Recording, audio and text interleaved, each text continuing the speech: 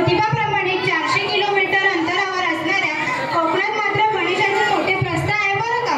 गणेश चतुर्थीमधील गोड कोकणी लहेजातील बालनृत्य तू कधी पाहिलं आहेस? काय मारायचं ते मी पाहिलंही आहे आणि आता आपण ते पाहणारही आहोत. आपल्या ऍक्टिव्हिटी मुलं सादर करणार आहे बाळा नृत्य.